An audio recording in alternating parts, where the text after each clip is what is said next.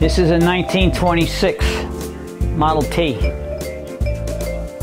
When did you get this? Had this about 5-6 years, maybe a little longer.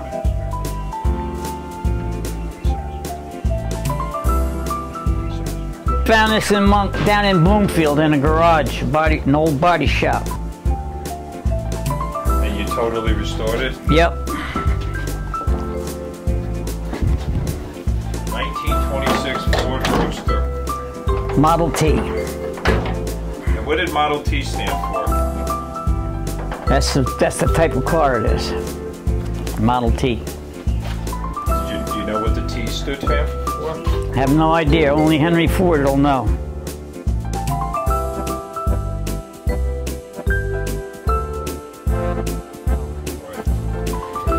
Here's all the books, nomenclatures, everything is right here for this car.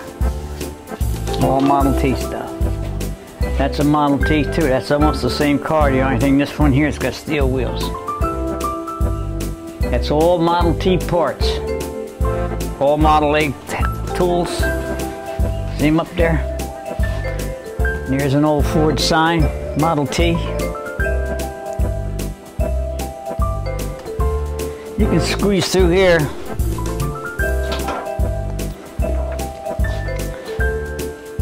And I'll show you something else that's different that you don't see no more. You've probably never seen it anyway, but this is a heater for a Model T or any Fords in the 30s. What you do is, wow, it's got a fire brick. You heat them up in the house and the stove, take them out, you put them in here, and you can have your girlfriend or your wife or whoever you got, somebody else's girlfriend, and they can keep their feet warm. That's the heater. This car doesn't use a floor shift. It uses pedals. It's got a band transmission in it. You push the clutch pedal to the floor, which would be a clutch pedal, that's low gear. You put that forward, let the clutch out, that's high gear. Only 2 gears. Forward gears and a reverse gear. Not very fast. Probably 15-20 miles an hour. Got a lot of wood stuff. Wood steering wheel. You have a spark lever on one side and a throttle on the other side.